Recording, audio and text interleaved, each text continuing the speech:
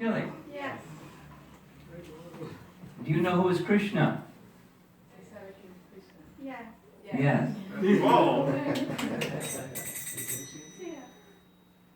Do you know who is Krishna's father? Vasudeva. Vasudeva and Devaki.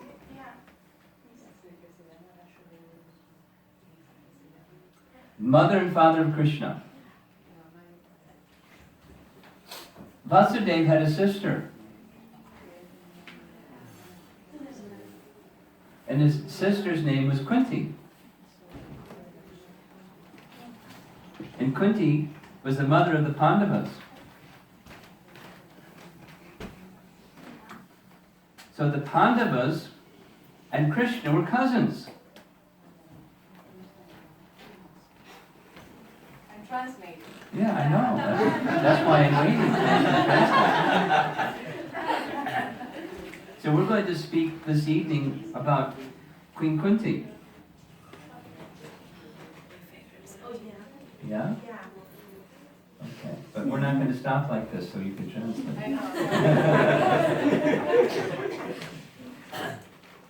There's a very wonderful section of Srimad Bhagavatam called The Prayers of Queen Kunti, and she's pictured here. During this historical moment when Krishna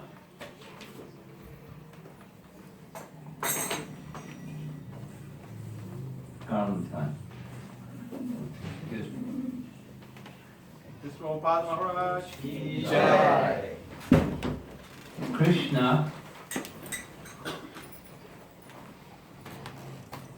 had come all the way from Dwarka to come to the capital city of Hastinapur, and Krishna became the chariot driver of Arjuna, and in a big battle, 18-day battle, the Pandavas were victorious.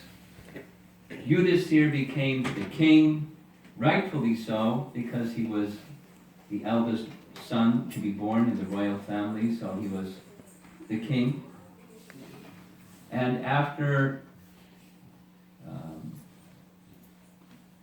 Yudhisthira had become king and everything was settled, Krishna is now getting ready to go back to Dwarka. And nobody in Hastinapur wants Krishna to go back to Dwarka. But he's getting ready to go back to Dwarka. He's on his chariot. They're in the royal assembly, in the big palatial public space. Krishna and Arjuna are heading back for Dwarka. And Queen Kunti, because she's the queen, she has privileges. She was able to work her way through the big crowd of people who are saying goodbye to Krishna. And she, with palms folded, was offering heartfelt prayers to Krishna. Please don't go. But more than just don't go, she was disclosing, it's very similar to the mood of the gopis. Of course, the rasa is different because Kunti is like mother, because Krishna is her nephew. Her affection for Krishna is like the affection of a mother for a child, only it's her brother's son. But she also has she's a pure devotee, and she understands Krishna's position as God.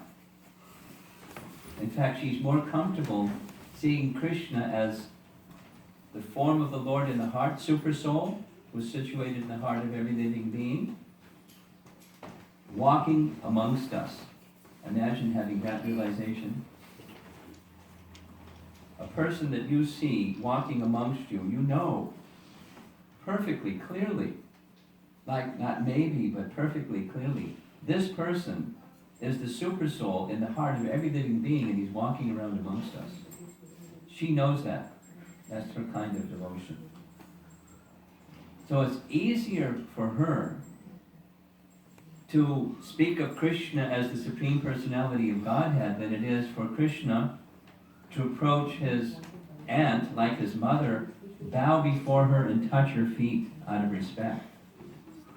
Because that's how Krishna sees Queen Kunti. She's like his mother. That is very conflicting for her heart, because she sees Krishna as the personality of Godhead. And she offers very beautiful prayers, and we're just going to be discussing two of those prayers, and a little bit to lead into those two prayers, the one that precedes it. So, we can recite this verse together. Hopefully you can read it. Is it in good focus or not? Murli, you want to try to focus? Do you know how to do that? Or no? It's a lens in the front. Just focus so it's real sharp.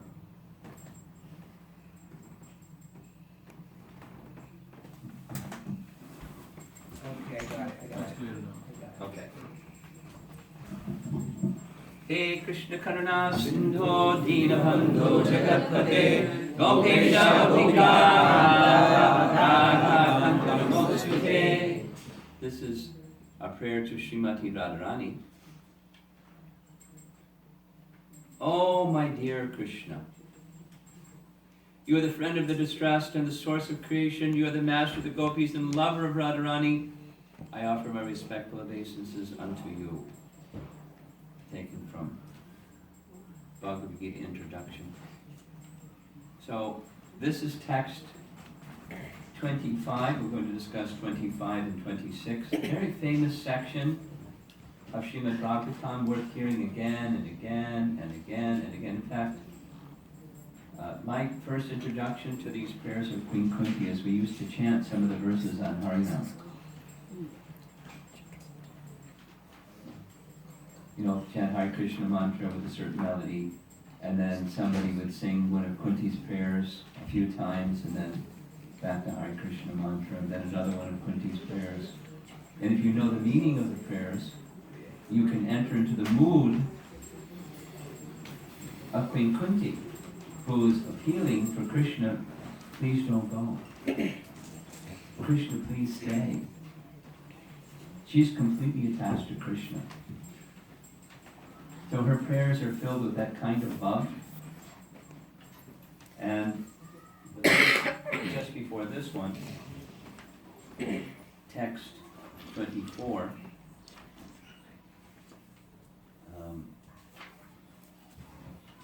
describes the sense that Kunti had of Krishna giving protection to her and to the Pandavas. My dear Lord Krishna, your Lordship has protected us.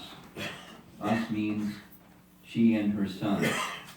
Kunti's the mother of the Pandavas, so she and the 5 brothers were protected by Krishna again and again and again and again and again and again and again and again. Of course, Krishna orchestrated the difficulties. Why? Why would Krishna put his devotee into difficulty? So they would become more dependent, and then Krishna would take the difficulty away. Then, so their absorption in the mood of loving shelter in Krishna had just been intensified. Your Lordship has protected us from a poisoned cake, from a great fire, from cannibals, from the vicious assembly, from sufferings during our exile in the forest, and from the battle where great generals fought. And now you have saved us from the weapon of Ashvatthama. So if you wanted to stay for an extra 2 hours, I could go through maybe 50 pictures that show all of these events, and Krishna is giving protection to the Pandavas. It's like a Mahabharata rerun of event after event after event after event. Just very quickly, we're not going to take an extra 2 hours. But it's nice, it's absorption in meditation upon Krishna. And one of the 6 symptoms of surrender, those of you that have studied Nectar Devotion, you know, according to Padma Purana, there's 6 symptoms of surrender, and one of them is to feel that Krishna is your protector. So, if you're not feeling that Krishna is your protector, and there's some difficulty, it's panic. But if you're feeling that Krishna is your protector, and there's some difficulty, it intensifies your taking shelter of Krishna because he's your protector. Yeah? There's a very beautiful painting thinking up in my mind of Rishtasura. And this is Vrindavan. Big demon, humongous. Oh, he was so big that his tail, when standing erect, would move the clouds. Big horns, humongous body. And when he walked or ran, the whole earth shook. So there's this beautiful painting of the gopis see Rishtasura coming down the trail. And they call out Krishna's name, Krishna! And they see a blackish tree. In Vrindavan, there's a certain kind of tree that the bark on the outside is very blackish, like Krishna, called the tamal tree. So they're all embracing tamal trees like they're embracing Krishna! It's just a tree.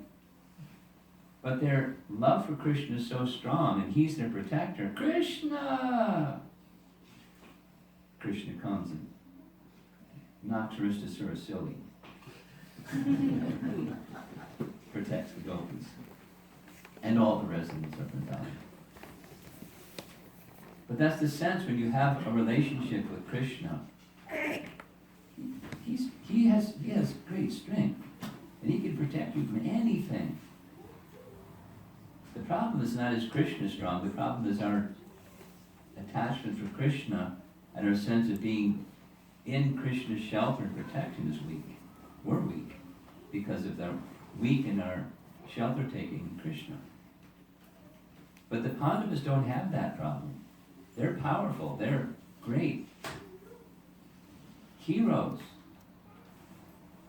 The Sanskrit term is Maharata. They can fight with 1,000 warriors and defeat them. You have to do that to become a Maharata. They're all Maharatas, all of them. Especially Bhima. Very powerful. And they were put into difficulty. We'll go through them quickly, one by one. The poison cake. What's that? There was a plan.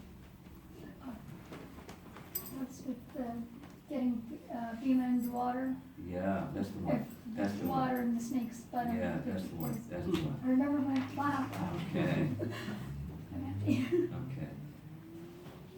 Bhima. So powerful. So powerful. When he was young, they would, boys play games and sometimes they wrestle. He would pick up the other boys and just throw them in the air like they were a little feather. Throw them around this way and that way.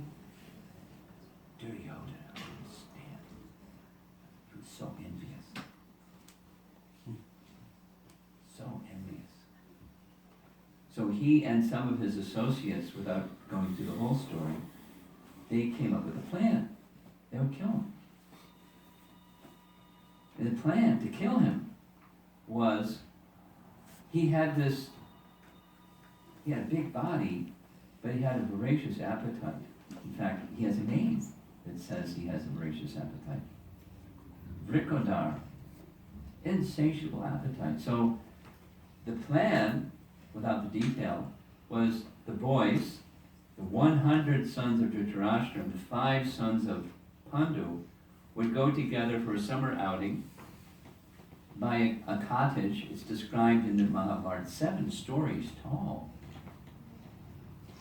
They didn't have cranes to build it either, 7 stories tall. And made of marble and very opulent summer palace. So they went there for some sporting activities. At the end of the afternoon of sporting activities, they would have a big meal, and Duryodhana personally put enough poison in the cake that Bhima was to eat. It would kill 100 men. They didn't want to take any chances. The super poison. Bhima ate it all. You felt a little tired. So it was time for the boys to go back. Bhima said, I'll just take a little nap.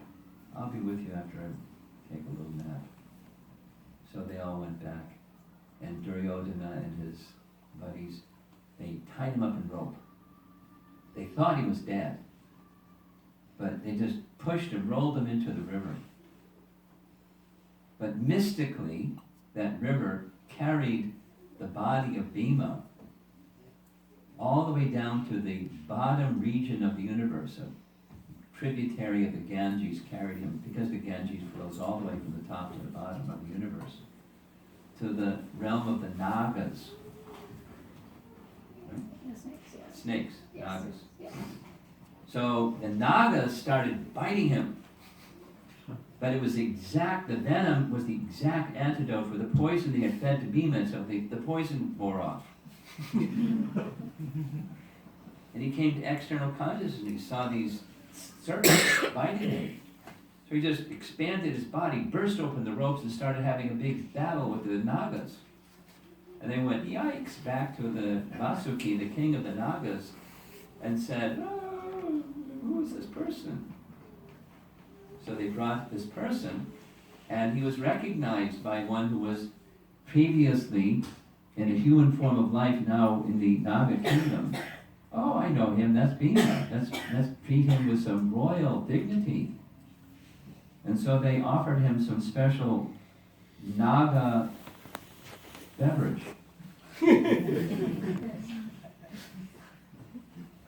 They brought many pots.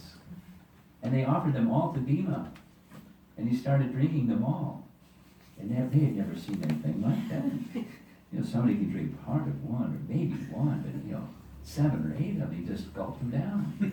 And each one of them made him as strong as 1,000 elephants. Then he felt a little tired. Took another nap.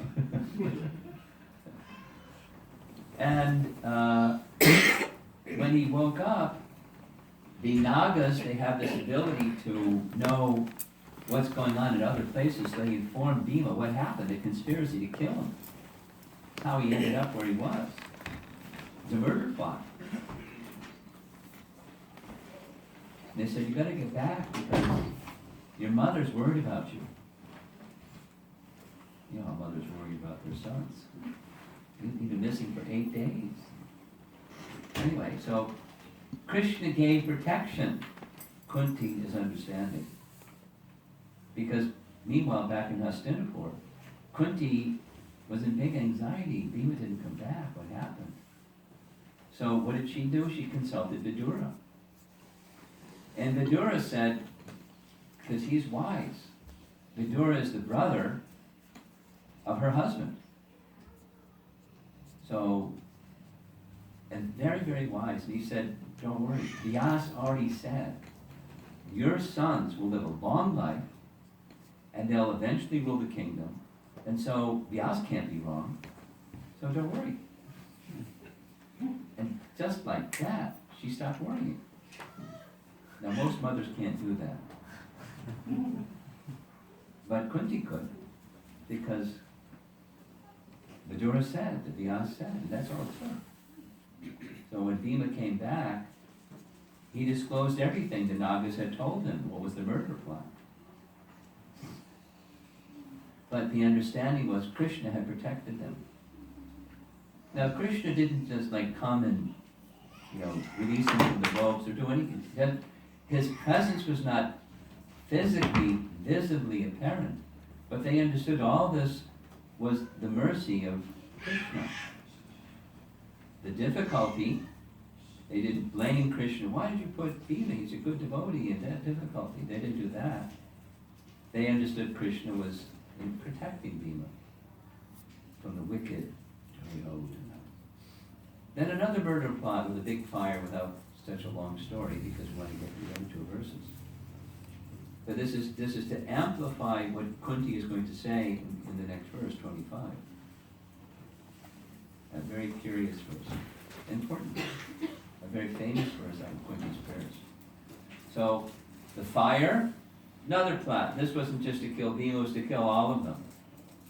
Kunti included, and her 5 sons.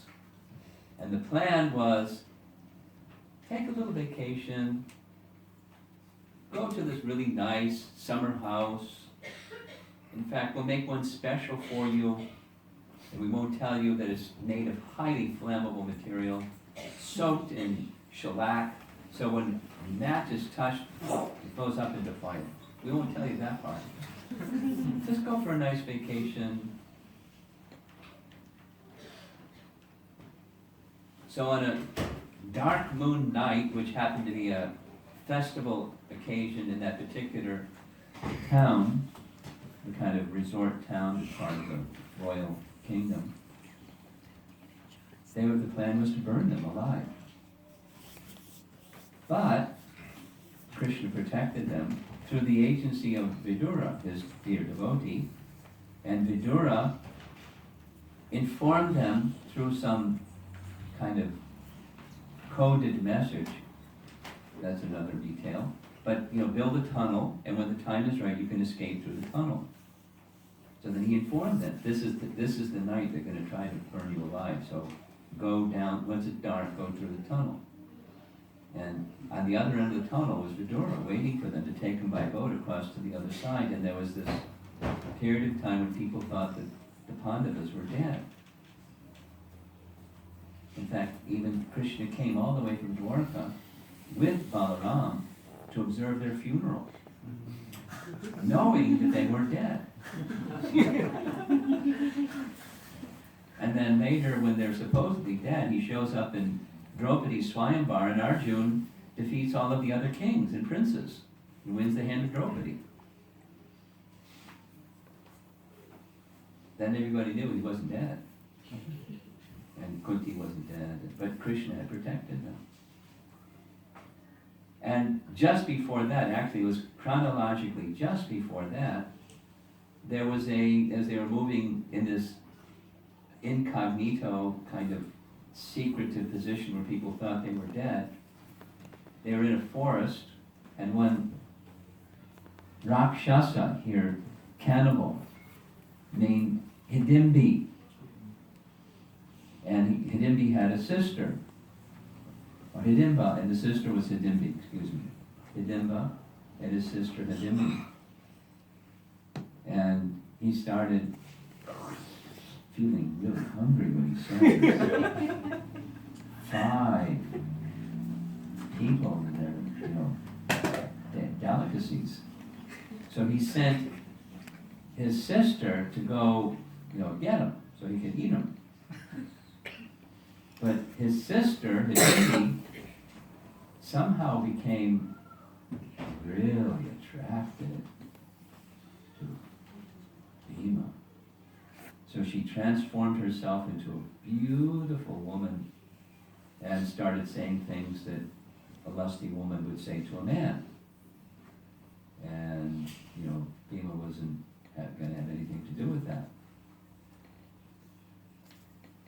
Hidimba, her brother, was eavesdropping, and he came crashing out of the trees and started attacking Bhima in a big battle, and Bhima crushed him.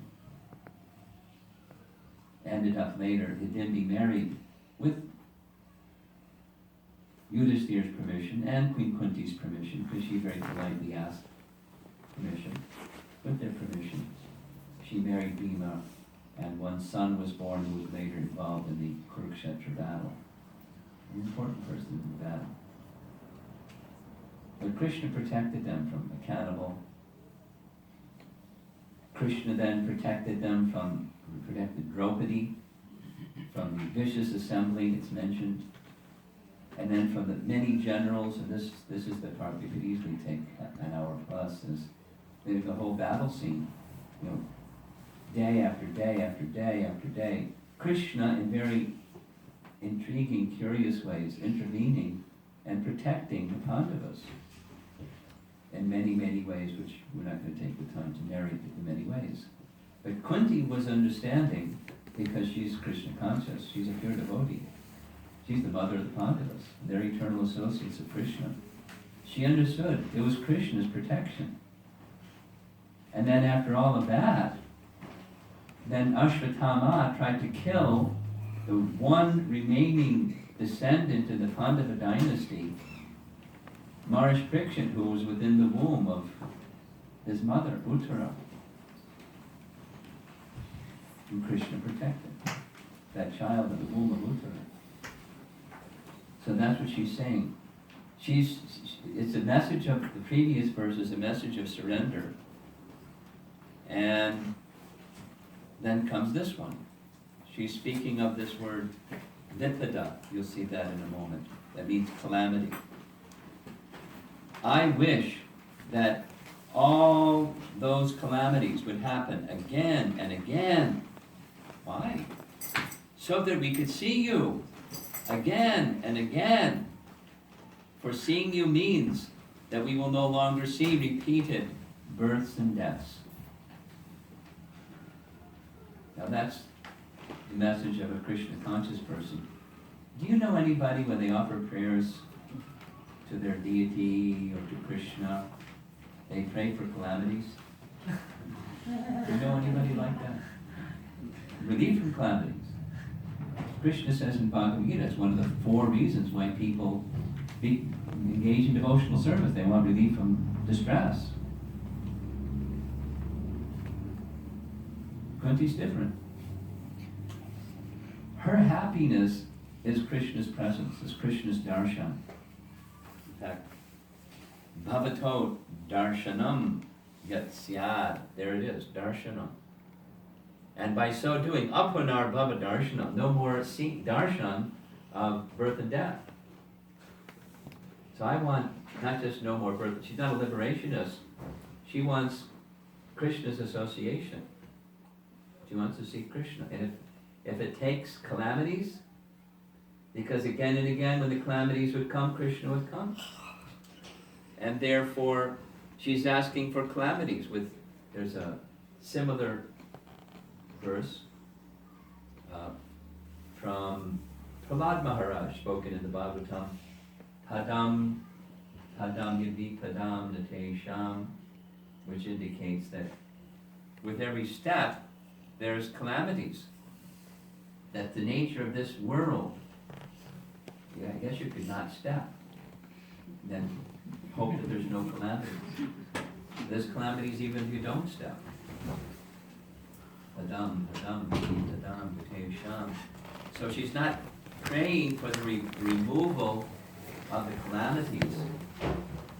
She's praying for the association of Krishna, because when there's calamities, Krishna comes. Or representatives of Krishna comes with special potency of Krishna, which indicates Krishna comes into one's life. Now it says here, I'm going to read the purport. And it's a long purport, not too long, medium. I'll just read part of it. Because this is an important lesson for, Hare Krishna devotees in living in the world. That's all of us. We're living in the world, and we're trying to be Hare Krishna devotees. And danger comes, or difficulties come, the calamities come. Now how do you deal with it? If you're Queen Kunti, you ask for the calamities. Here's the message. Generally, the distressed, the needy, the intelligent, and the inquisitive who have performed some pious activities worship or begin to worship the Lord. Others who are thriving on misdeeds only, regardless of status, cannot approach the Supreme Lord due to being misled by the illusory energy. Therefore, for a pious person, if there is some calamity, there is no alternative than to take shelter of the lotus feet of the Lord. Constantly remembering the lotus feet of the Lord means preparing for liberation from birth and death. Therefore, even though there are so-called calamities, they are welcome because they give us an opportunity to remember the Lord, which means liberation. Short paragraph, here's another, one more paragraph. One who has taken shelter of the lotus feet of the Lord, which are accepted as the most suitable boat for crossing the ocean of nations, can achieve liberation as easily as one leaps over the holes made by the hooves of a calf. Oh, not even a cow, but a calf makes an imprint in the earth. So an imprint in the earth may gather some water. You can easily cross over the water that's in the hoofprint of a calf just by stepping over it. Compared to an ocean of material existence, it's not easy to step over the ocean of material existence, but one who is taking shelter of the lotus feet of Krishna, that ocean of material existence shrinks to the size of the water in the hoofprint of a calf, which can easily be stepped over. Some effort, but easily can be stepped over.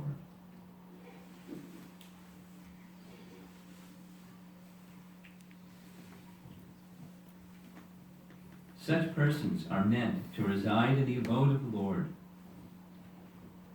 and they have nothing to do with a place where there is danger in every step. And finally, this material world is certified by the Lord in Bhagavad Gita as a dangerous place full of calamities. Less intelligent persons prepare plans to adjust to those calamities without knowing that the nature of the place is itself full of calamities. They have no information of the abode of the Lord, which is full of bliss and without trace of calamity. The duty of the sane person, that's all of you, therefore, is to be undisturbed by worldly calamities, which are sure to happen in all circumstances. Suffering, all sorts of unavoidable misfortunes, one should make progress in spiritual realization because that is the mission of human life. The spirit soul is transcendental to all material calamities. Therefore, the so-called calamities are called false. A man may see a tiger swallowing him in a dream, and he may cry for this calamity. Actually, there's no tiger, there's no suffering, it's simply a case of dreams. In the same way, all calamities of life are said to be dreams. Is lucky enough to get in contact with the Lord by devotional service, it is all gain. Contact with the Lord by any one of the 9 devotional services is always a forward step in the path going back to Godhead. So if the mission of life or the goal of life is right in front, the picture of duality can be on this side or that side. Good fortune, ill fortune. And then, as Krishna describes in Bhagavad Gita, one can be equal. A pebble stoned in gold. This extreme and that extreme. Why? Because neither of them have direct bearing on the mission of life. I can achieve the mission of life in this position or that position. Queen Kunti's gone even further, saying, well, like it's described in Brihat Bhagavatamrita. Maybe some of you are familiar with that book. It's Sanatan Goswami writing a commentary on Srimad Bhagavatam. That's one way to describe what it is. So it's in 2 parts. In the first part, Narada Muni has a quest. You've heard of quest literature. It's a genre of literature. A person searching for something. Like Iliad and the Odyssey is a quest literature, for example. So Narada Muni is searching for who is the greatest recipient of the mercy of the Lord. Very beautiful. One person after the next. So, Prahlad sends him to Hanuman, and Hanuman sends him to the Pandavas, Hanuman saying, no, no, no. I'm not the greatest recipient of mercy of the Lord, I'm a monkey. I'm always making disturbances and doing so many foolish things. And just look at me, Ramchandra left. He took his 60,000 associates and went back to Ayodhya and left me behind. How can you say that I'm the greatest recipient of the mercy of the Lord? But if you want to know who is, the Pandavas. They're constant companions of the Supreme Personality of Godhead. They're intimate friends. My mode of service is dasya. They're in sakya. They're way above me. Go see the Pandavas if you want to find the greatest recipients of the mercy of the Lord. So Narada's ready to go and said, why don't you come with me? And initially Hanuman says, yes, I'd like to go, but I'm just a monkey. I'll do some monkey business and disturb the atmosphere in Hastinapur, so I better stay here and just offer my prayers to Lord Ramachandra, not disturb others. So Narada goes to the Pandavas, and when he reaches Hastinapur, what are they doing? They're planning the next calamity. A Pandava conference to plan the next calamity. Why? Because when there's a calamity, Krishna comes. And they want Krishna to come. So they're trying to pick the best calamity. So that Krishna will come. That's their nature. They don't shy away from some difficult circumstance. Here is Vishwanath Chakravarti Thakur's commentary. These dangers are great blessings to me, O Guru of the universe. He's paraphrasing the Sanskrit. To give benefit to us, you destroy unsteadiness caused by intoxication with material comfort by giving the ointment of dangers arising out of your mercy. Nice language, isn't it?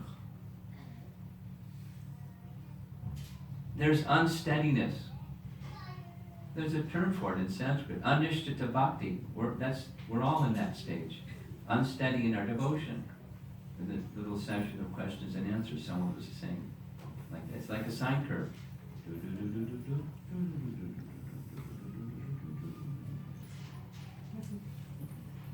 You learn it in math and you learn it in devotional service.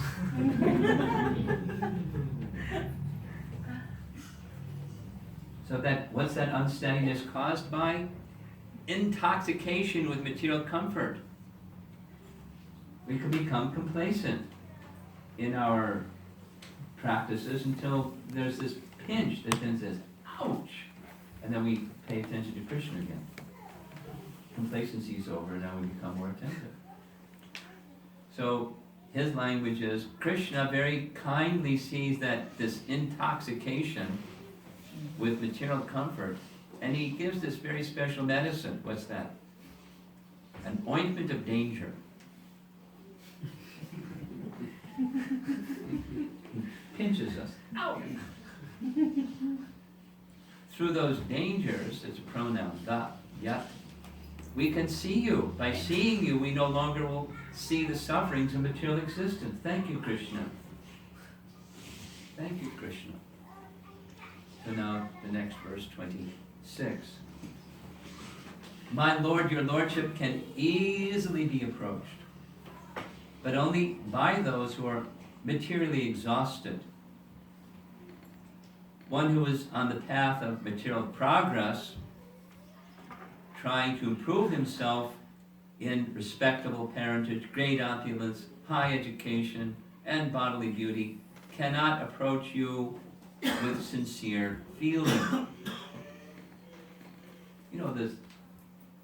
I would say,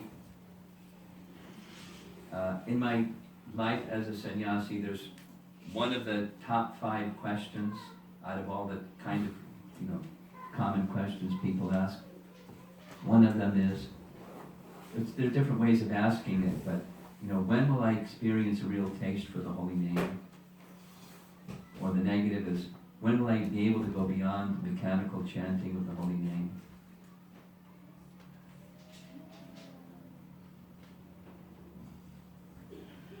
One will not be able to feelingly approach the holy name with sincere feeling and consistently sincere feeling, as long as there's some material shelter. It's called mixed devotion. I want Krishna and I want not Krishna. I want material happiness, the senses coming in contact with some object that I go, wow, I want one of those.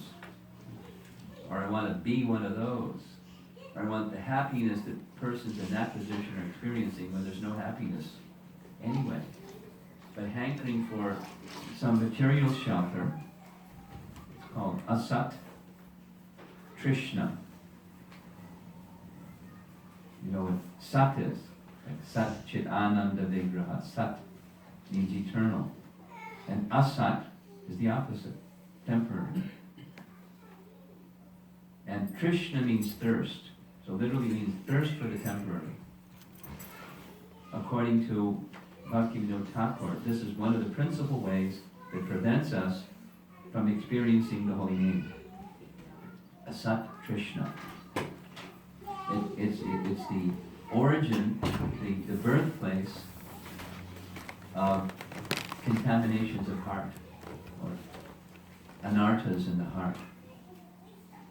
And as long as we hold on to that expectation of happiness by getting a hold of something temporary, we'll never feelingly call out to Krishna. We'll always, that's a long time, always, Bahu Janma Kariyari Shravana Kirtana, according to Chaitanya Charitamrita language, millions of births of chanting the Hare Krishna mantra mechanically, will never get the taste.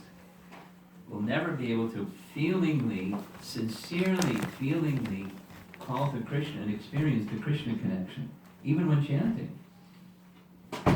As long as there's these material shelters that we're harboring or hankering for, maintaining material attachments, even understanding so many instructions in this matter. You know that one? That's one of the offenses.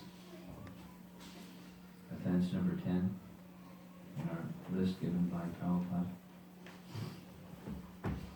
So Kunti is expanding that verse in a very eloquent way. There's one of the first Sanskrit terms I learned hearing Srila Prabhupada speak. There's a teenage girl in the back was asking me, how do you learn verses? The answer I gave is through just hearing them.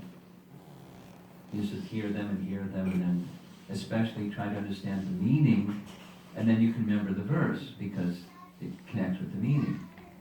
So one of the first Sanskrit terms I learned from Prabhupada was, you know how he does this. In Sanskrit there are two terms. There's so many terms. In Sanskrit there are two terms. Pravriti and nivriti. The path of progressive material enjoyment and the path of decreasing one's involvement with material activity. The bhakti process is nivriti. But there's another one that's called pravriti. It's karma kanda, where you do something to get something. You get a higher grade something in this life and a better one after this life. And it's not just in Vedic culture.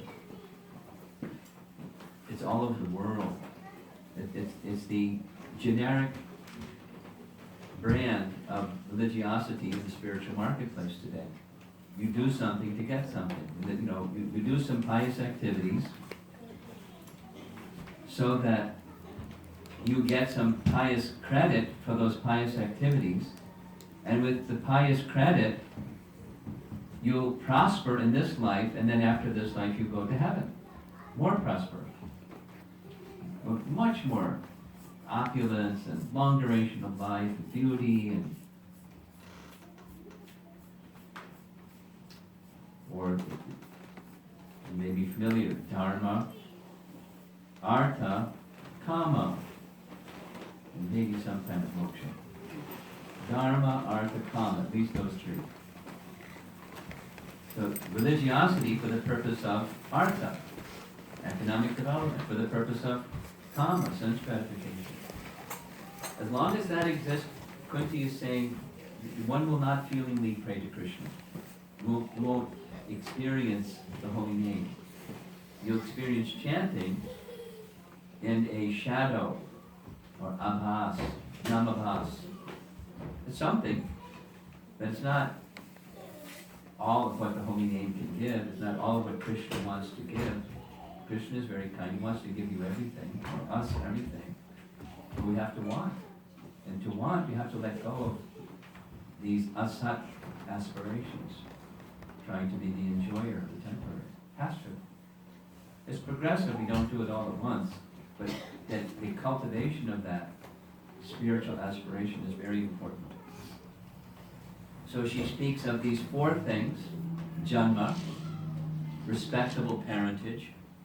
So there's a king of someplace. And it doesn't have to be, king, it just be, born in a wealthy family. That's a sign. To be born in a wealthy family means there's piety behind that birth. Otherwise, it wouldn't take birth in that family. So some persons aspire for that, or great opulence, Aishvarya, possessing things, family, just like Prabhupada would use the expression, someone that's born with a silver spoon in their mouth, born prosperous. That's some persons take up activity, religious activity or service to Krishna for relief of their economic distress. They want opulence, or they may want high education. And because high education can get you a good job, can get you respectability, can get you desirable temporary things in this world. So some persons hanker for that one. They approach God and pray to God for being successful in their education. Or bodily beauty. I didn't know what image to get for bodily beauty. So I took this one. Nefertiti. In Egypt, she was, anyway, known as an icon of beauty of this world. Just cut and paste from the internet.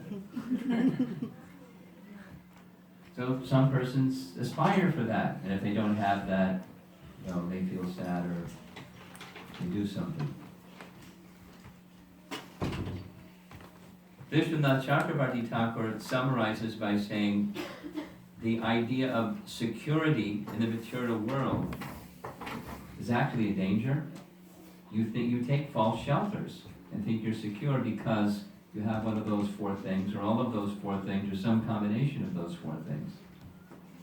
I can think of some people that have one of those four things, and they're really an embarrassment. They're running for the President of the United States.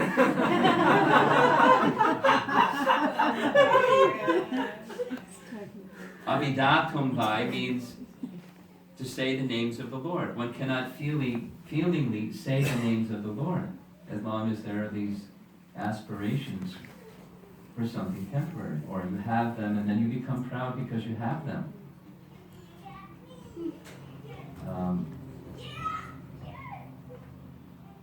In Chile, there are many people that are Catholic, yes? Yes. Yesterday evening I was in New Jersey in a home program, and there was an American fellow attending the program, and he called himself a recovering Catholic.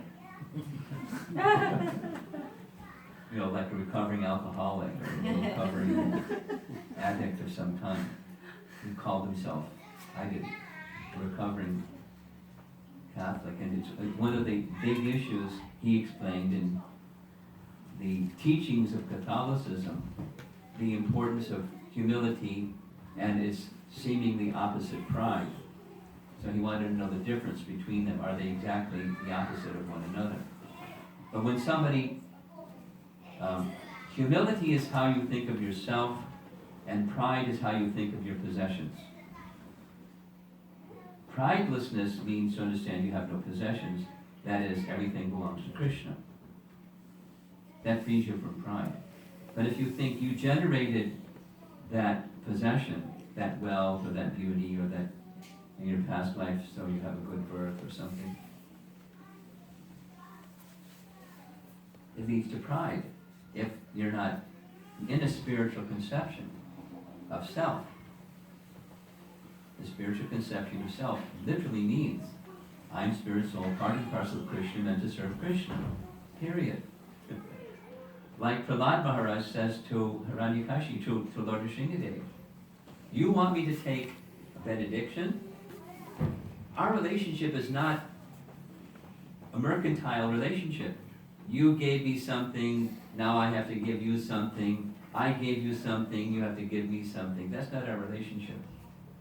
Our relationship is you're the master and I'm the servant. Please don't muddy this up with, giving me something. I just want to be in your service. That's humility. That's a spiritual conception of who we really are.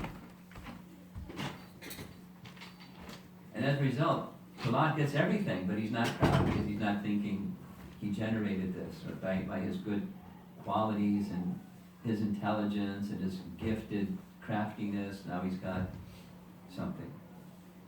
He doesn't want. I saw my father.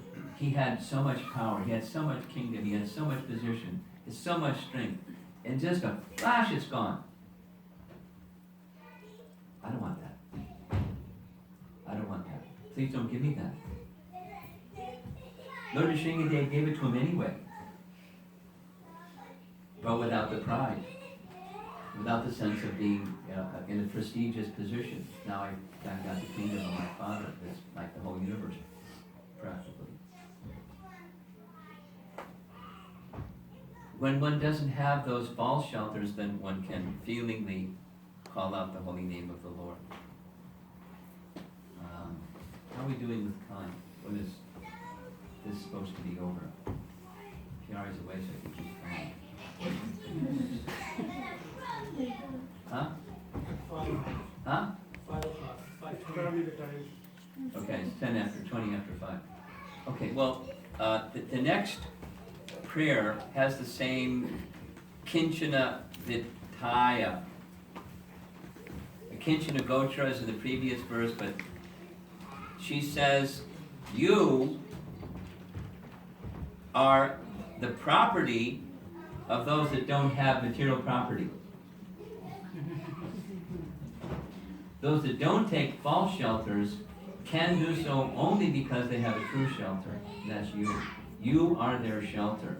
You are their property. When one takes shelter of Krishna, Krishna gives himself to that person who takes shelter of him. Yes? Say that again. When you take shelter of Krishna, Krishna accepts you as his property, and then he gives himself to you as his property, as your property. He says that to Maharaj Ambarish. To Durvasa Muni. I'm in the hearts of the devotees, they know nothing but me. And they're in my heart and I know nothing but them. You have some other shelter, it's another story. Something else is in your heart. But when you take full shelter of Krishna, Krishna alone is in your heart. For such devotees, I hold them in my heart. They are in my heart and I'm in their heart. That's it. That's pure devotion. So one who has pure devotion can see Krishna, feelingly call to Krishna, can chant in a feeling way. Krishna, you have nothing to do with the actions and reactions of the material modes of nature. You are self-satisfied, and therefore you are the most gentle and the master of the monists. I'll just go through this quickly. There's a sadhu who's trying to give up his possessions. Prabhupada begins the purport saying, a living being is finished as soon as there's nothing to possess. Therefore, a living being cannot be, in the real sense of the term, a renouncer. This man's trying to be a renouncer, but without the shelter of Krishna, this rejection of things material without the shelter of Krishna, what's that? Prabhupada is saying, you're finished. In fact, such a person, Kaivalya Pate, Krishna is the master of such monists because they can't get anything without the master. They just don't want to acknowledge him. So they become impersonalists and say, definition by negation. But on the other hand, great devotees, this is a very interesting painting of Yudhishthira Maharaj surrounded by the Pandavas. There's Nakula and Sahadev. The one with the club is Bhima and Arjuna. For some reason they paint these persons with mustaches. I'm not for that mustaches.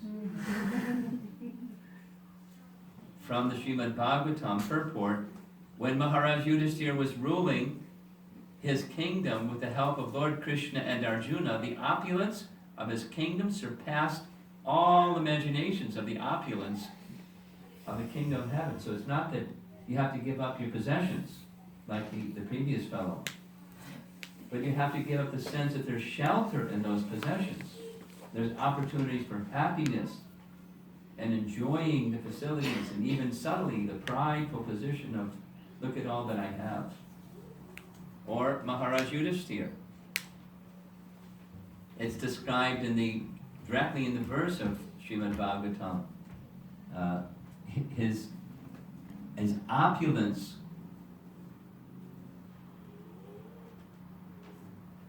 what does it say? Achieved inexhaustible, unlimited opulence and prosperity on earth. This is Maharaj Ambarish, by the way, and he has a pretty nice altar. And he used his wealth for worshipping his deity of Krishna. He was a Krishna Bhakta. And here's some of his citizens who are participating with him. So, to be a Kinchana Vitaya doesn't mean you have to throw everything away. It means you don't see those things as opportunities for material enjoyment, rather some facility for engaging in Krishna service only. And this is the last slide, and we're done. This is now Vishwanath, and I color-coded the words, just taking the words of the verse. Those who do not have anything, materially speaking, akinchana, but possess only you, who have a body of complete knowledge and bliss, are alone your unalloyed devotees. They are the abodes of prema, and are thus like treasures who should be hidden from everyone. That's the devotees. I offer respects to you who possess these treasures of the akinchanas. So, akinchana vitaya, they possess Krishna. Then the doubter might say, but akinchanas are poor. Reply, that's true. The devotees of the Lord do not have wealth arising from the gunas of Maya. They have the Lord, who is devoid of all material enjoyment. Like Ambarish and Yudhishthira, they had great opulence. They weren't poor in that sense. But they weren't enjoyers in the modes of nature of those things. They possessed Krishna, who was beyond the modes. The Lord's attachment to the akinchana bhaktas was described. Now, the Lord's detachment from others is shown, Atmaramaya. If the devotees make offenses to the Lord does not become angry. He remains peaceful, Shantaya, showing mercy to his devotee. He also assists those devotees interested in liberation. Kaivalya Pataye. So, examples of those who made offenses, like Indra, trying to shower torrents of rain and destroy the cows of Vrindavan and the residents of Vrindavan and Vrindavan with his Samvartika cloud devastation rainfall. Krishna curbed his pride. In fact, he arranged the whole Leela to take that bad disposition from his heart and others. Lord Brahma's Vimohan Leela and so forth. So, when the devotees make such mistakes, Krishna corrects those mistakes.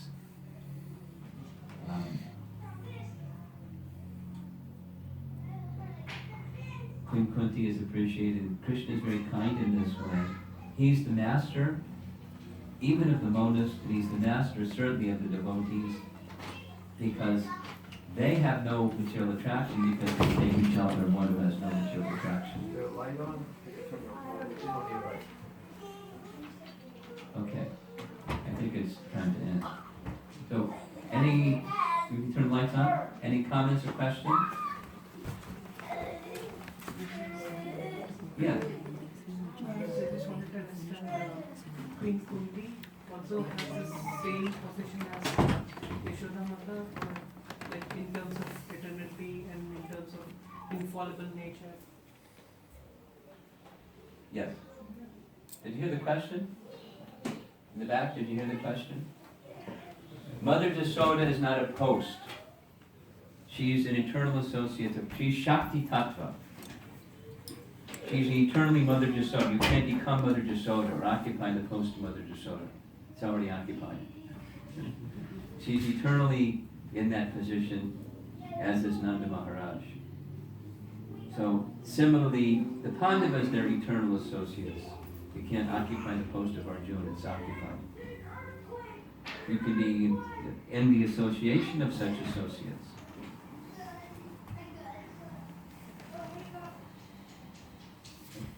Yeah. I was just thinking about Maharaj Ambarish and Queen Kunti side by side. I see that in the case of Queen Kunti, she is asking for calamities which can act as motivations for her to take shelter of Krishna.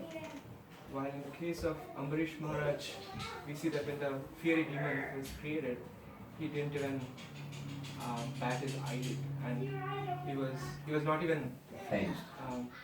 So is it Different showing that? moods, different moods of different devotees.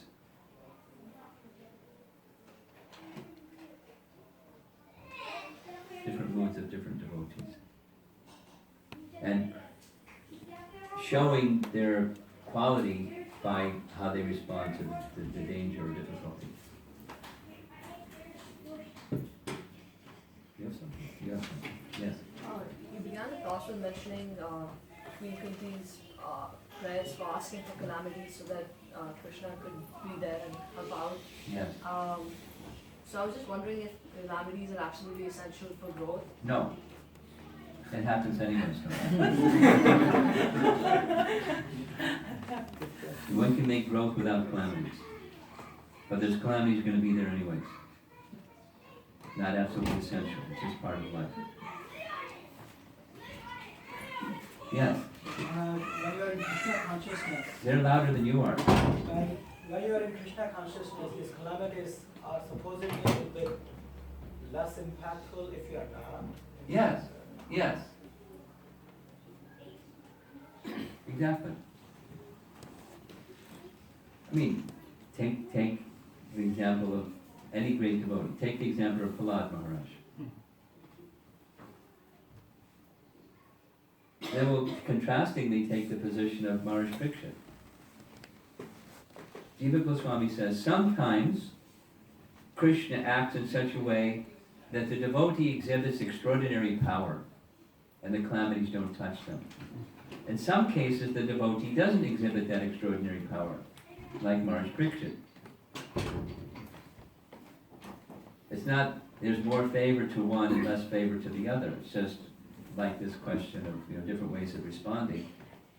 Maharaj Parikshit didn't care to exhibit some special power, nor did Prahlad, but the Lord just, he exhibited his bhakti. Both can be understood in terms of the bhakti within. Yes. Maybe this is a silly question, but I was reading a book on the self-realization. It's the same context of a transition of life from the materialized to the non-materialized. And we talk about this one cannot have the feeling with the holy because he's attached with so much of the object in the materialized life. You're just comparing the same message. As Kunti is saying, this message from self-realization said the same. Yes? Just making a comment. I just want to understand that one person wants to have the chanter or when he's doing Mala, Hare Krishna and things. He wants to be attached from the materialized and become non-materialized. So how can you, and one person wants to appreciate himself, okay, he's doing good, right? He's transitioning and is getting acceptance from the Krishna, okay, yeah, you are with me. Are you clear on are you asking a question or you're making a comment? It's a question. Well, so, How can I? say it slowly and clearly because I'm not clear. He's squinting too. He can't understand what the question is. Yeah, I'm sorry. Just clear, like, if I want to say, if I'm doing chanting and I'm doing correct or not, You're chanting yeah, and you want to know whether it's correct or not. I'm attached to so much of material. Okay, there's material life out there. I'm a chanter and out there is material life. And I'm chanting, but I'm attracted to material life. So, now, what else is real? So how you realize, How do you transition from where you are to where you want to be? Is that your question? yeah. Okay. Sorry. How do you evaluate? Yes. How do you evaluate or how do you go from point A to point B? So with evolution, how do you go?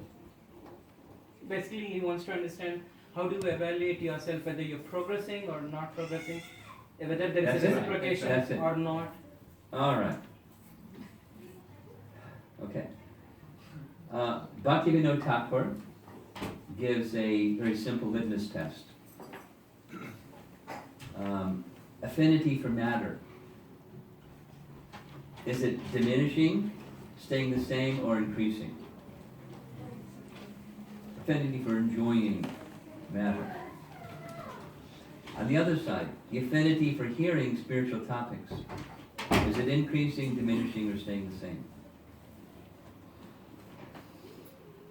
Directly from the Bhagavatam, it says like that also.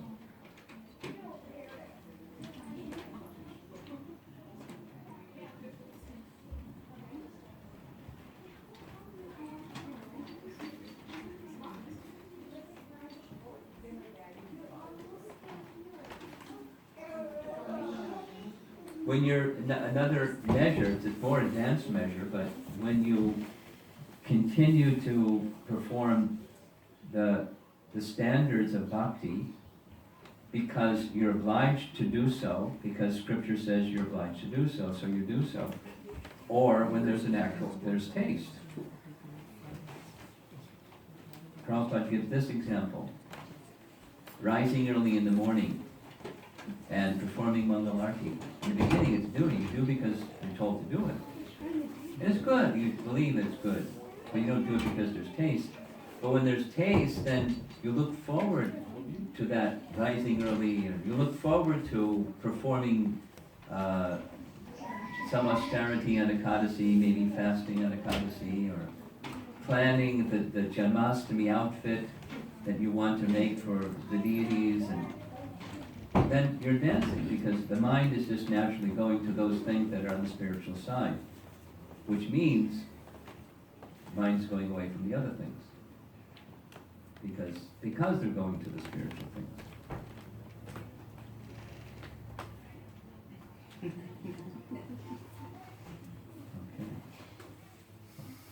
Yes. She has a question, actually. She has a question. So I'm going to be translating. Okay. So she's asking, how can she be... Yeah, go ahead. Go ahead, speak.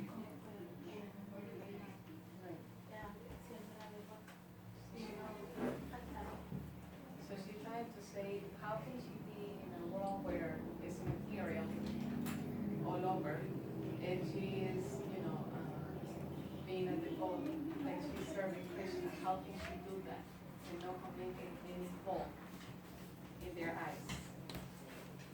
Well, that's too much to ask for.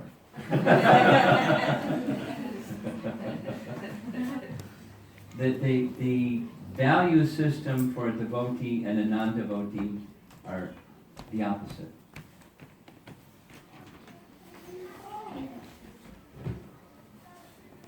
You can keep going and then I can. Okay.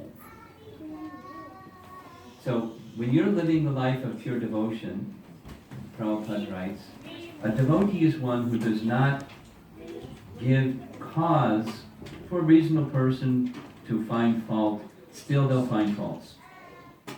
So don't expect the position where you will not disturb the mind of materialists, because you have a different paradigm, you have a different value system. Your what is important to you is altogether different than what's important to those other people. So you're going to disappoint those other people. You're not fun anymore. You don't party, you don't eat and drink those things anymore, you don't do those things anymore. You're what's wrong with you? So you're going to disturb their mind. It's just,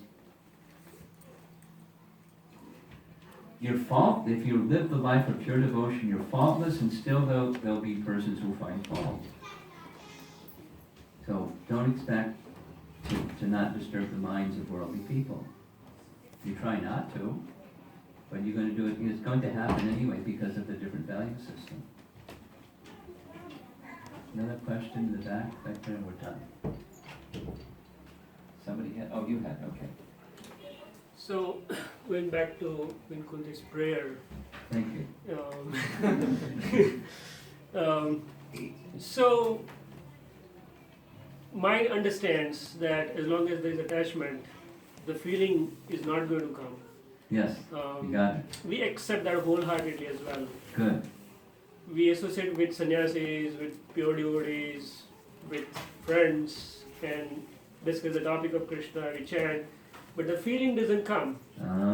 So, when would it come?